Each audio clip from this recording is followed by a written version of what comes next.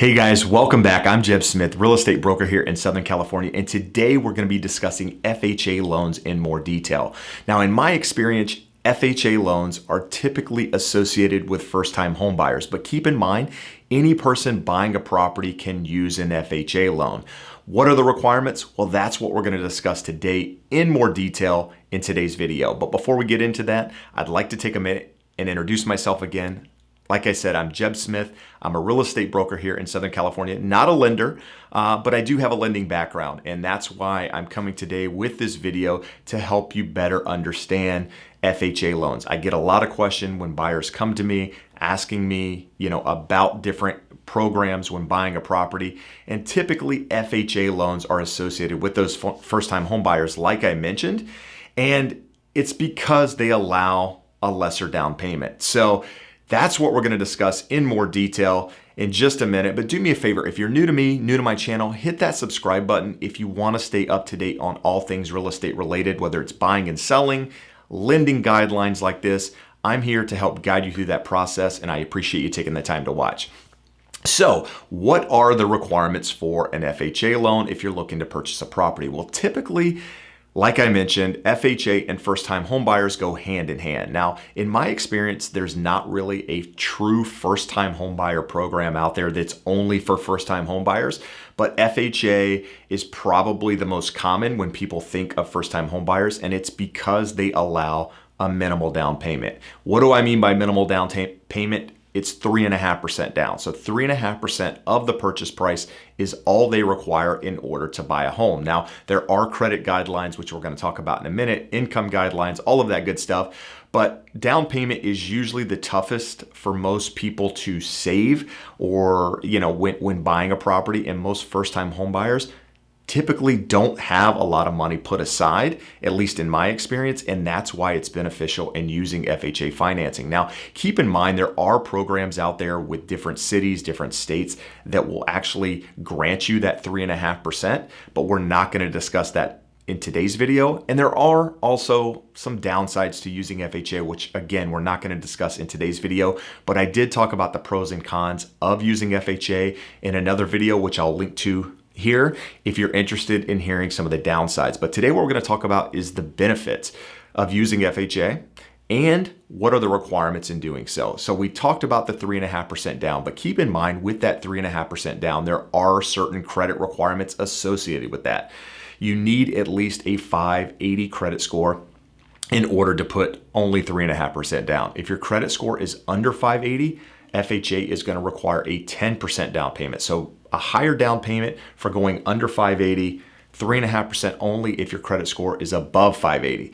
Now, keep in mind when I talk about this, there are lending guidelines, there are overlays with certain lending guidelines. And what do I mean by that? Is that these are essentially HUD's requirements for getting an FHA loan. But not all lenders use those exact guidelines. So you may have, say, a credit score under 580 and have trouble finding a lender that will actually do the loan because they have overlays on top of the HUD guidelines. They've come up and said, we know that this is their guidelines, but we don't want to lend with credit scores that low, so we're only doing credit scores of 620 or above.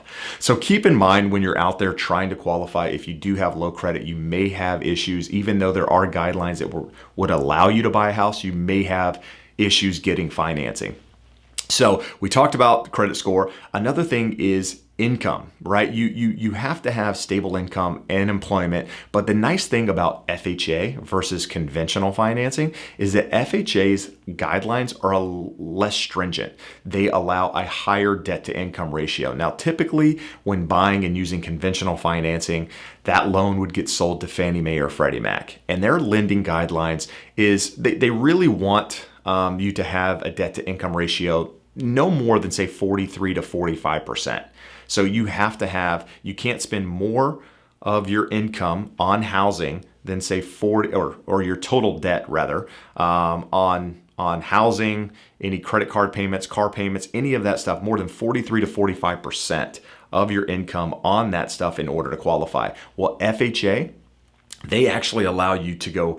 Now they say that the requirements are less, but typically I've seen borrowers with 55, 57% in some cases get qualified on their debt to income ratio. So they allow you to have more debt and qualify than say a conventional loan. So that is a huge benefit when working with somebody that does have, credit card debt, car payments, other debts outside of potentially qualifying for that mortgage, or maybe they make less income. And so FHA allows them to qualify for more property versus a conventional loan. So that's a huge benefit in using FHA. Another thing is it has to be a primary residence, right? You can't buy it using investment property.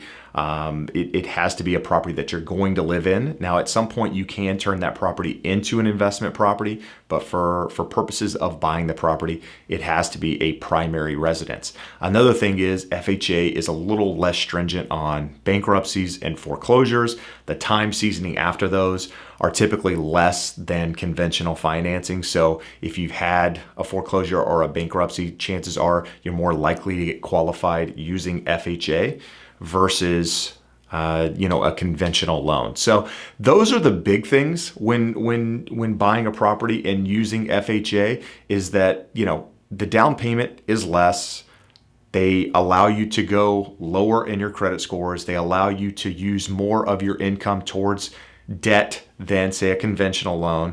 And the seasoning on things like bankruptcies and foreclosures is typically less than conventional financing. So that's why, FHA loans are typically good for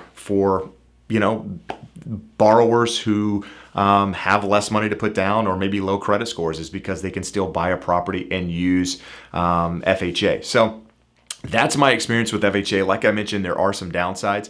Now, there is one thing I forgot to mention here, is that FHA does require PMI, mortgage insurance. What is mortgage insurance? Mortgage insurance is essentially an insurance that insures the lender against default of losing the property, if you will. So typically when you put less money down, you are a higher risk for the lender to lend because you have less skin in the game, if you will. So they charge something called mortgage insurance. Mortgage insurance insures that lender against default. So they get paid back if you default on that loan for any reason. So PMI, it's required on every FHA loan. It doesn't go away. It's there for the life of the loan. But keep in mind when buying a property, most borrowers, once they have enough equity in the property or just life comes along and they decide to move or what have you, most borrowers, homeowners, don't have a loan for more than say 7-9 years in most cases. So the chances of you paying that PMI for the life of the loan are very, very small, because once you get enough equity in the property or rates go down or what have you, you are going to refinance and get into a different loan. And at that time, hopefully the PMI would go away. So keep in mind, PMI is required on every loan, and that's in addition to your mortgage payment, your property taxes, your insurance. If you're in a condo or there's an association in your community, you have HOA, but you also have PMI on FHA. So you end up paying a little bit more for that loan than you would a conventional loan, but it also gives you an opportunity to get in the game, whereas otherwise you might have to wait for more down payment or get your credit scores higher or what have you. So I hope that's helpful, gives you a little bit more information on FHA. But do me a favor, if you have questions, you have comments, put them below. I'm happy to address them, respond to them. And if I don't know the answer, I'll find it for you. So anyway, I appreciate you taking the time to watch. If there's something else you want me to touch on, do me a favor, comment below. But otherwise, I will see you again in the next video. Have a great day. Bye-bye.